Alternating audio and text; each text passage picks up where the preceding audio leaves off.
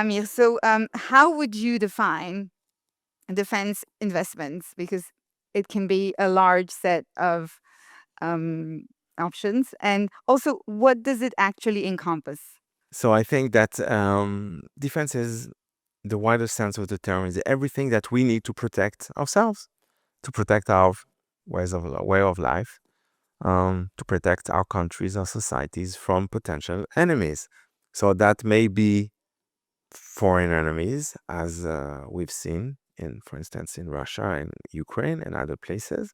It could be internal enemies, which is the reason why we do defense and security. In other words, homeland security. So we understand defense in the wide sense of the term.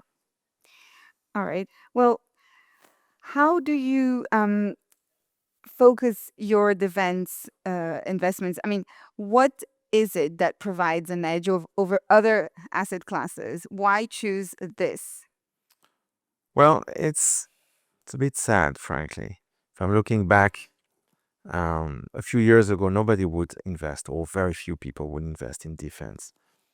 But the reality is, what we need to invest in is not invest in what we like, but invest in what the world needs. And whether we like it or not, we are in a situation where the security, mostly of Europe, by the way, but not only, is now at stake. And therefore, what you've seen, I think, even today, Germany, for instance, has decided to up its defense budget to 5% of GDP, which is huge. We are essentially back to levels not seen since the Cold War. So all this money is going to have to go somewhere. And again, whether one likes it or not, um, uh, a lot of this money is going to have to go into new technologies, which are going to be used to protect our lives, our security, our safety. And we as investors have the duty to take advantage of this opportunity if we look at it from an investment point of view. And of course, looking at other asset classes, this is completely different, and it's a different type of risk, but it's also very decorrelated and from everything else pretty much that you can see around, for the simple reason that, let's say now that we are in a conflictual situation in Europe, and because of that, markets are bad, right? So what is going to be doing well under these circumstances? Of course, defense related businesses. So we as investors, again, not something else, as investors, our duty is to go where the money flows. And if I'm looking at the next 10 years, I think there's a very, very clear business case to go there. Understood. Well, how do you ensure that the companies that you have in your portfolio are able to cater to governments because those are the buyers of defense and security? Right. So governments typically are going to have procurement processes, right?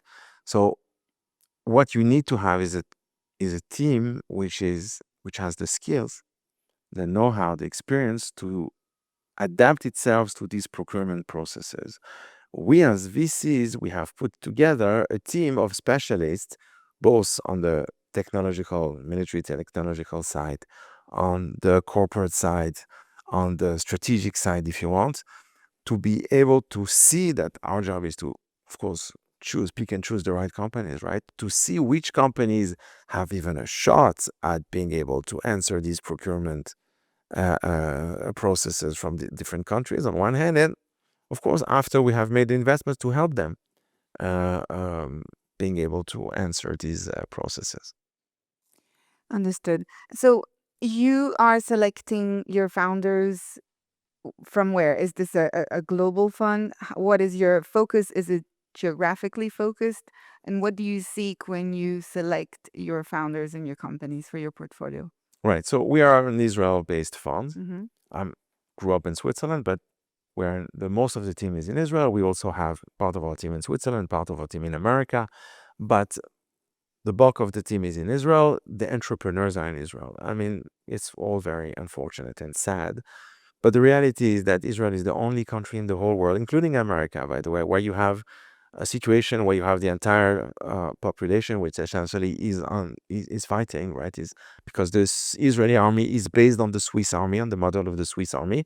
Therefore, everybody goes to the army, and these people, as we know, Israel has got a very strong tech ecosystem, and these people, after they finish their military service, they create companies, they become entrepreneurs, and then if we are not like in a situation like now when there is conflict, so they are actually facing the battlefield and they see what are the problems. Then they come home and they create companies, which is the reason why over the past 12 months, we have over 200 companies which have been created only in the defense sector. So that's huge and that's essentially unprecedented anywhere in the world. So we want to tap into this unique skill set and these unique experiences. Again, there's nowhere else in the world where you can find these sort of entrepreneurs. So the startup nation or the land of unicorns. All right. Well, thank you so much, Amir. This Sure. was very enlightening, and thank you for sharing this with us today. So this concludes our round of interviews.